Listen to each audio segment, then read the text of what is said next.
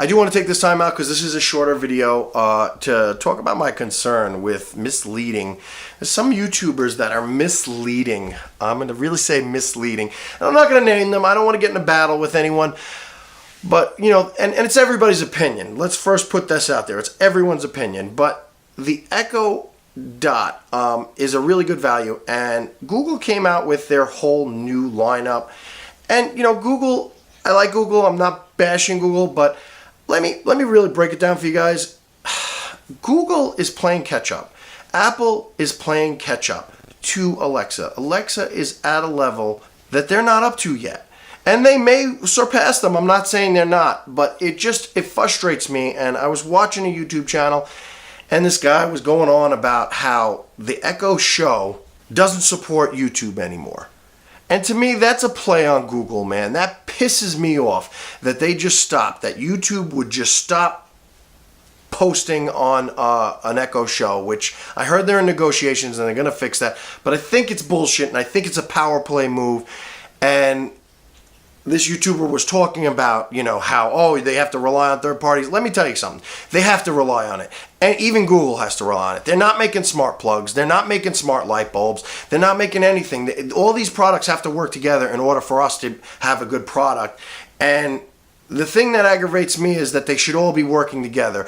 The Echo Dot or the Google Home, whichever one you prefer to use, that is your preference. And I'm not going to tell you which one you should go with because, let's face it, I bought the Echo Dots. I mean, you know, to me, that is the way to go. You may like the Echo Dot. You may like the Google Home.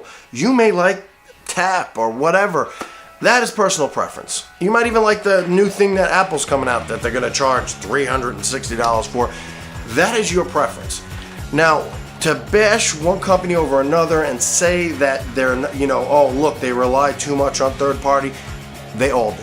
They all rely on, you know, whether you're using Philips Hue or if you're using iHome plugs or if you're using TP-Link or you're using anything, they all have to play together.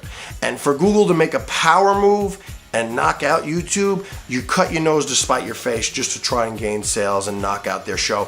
Google doesn't even have a Echo Show or anything like that. So I think that was a douchebag move, and I'm gonna call Google out on that. And, you know, if I were you guys, I would say something about it because, you know, especially if you bought that show, that's bullshit, man. That's not fair to anybody. And I really think that, you know, Google as a company, you know, you make tons of money, man. And I get you're trying to get into the smart home or the, you know, the pod or the Google Home deal. That's fine. Do it the right way. Don't take it away from Amazon. And I'm not saying Amazon's this small company. They're a huge company too. But I just think for the consumer, not the, you know, the multi-million-dollar companies, that you shouldn't take features away just because, hey, I don't like this company, or hey, I don't like that company, or, you know, I'll edge them out. People will buy more of my product. You should be able to use this stuff cross-platform. You know, I hate when they edge out the competition this way, and I get it. It's business. I'm not stupid. I just think that you're hurting the consumer, and that if you have a good product, you're going to say, hey, you know what, our product's going to stand on its own. We don't need to cut you out in order to make it work. That's all I'm going to say about that. You thought I was a picture, didn't you? Make sure you like and subscribe. Do me a favor already.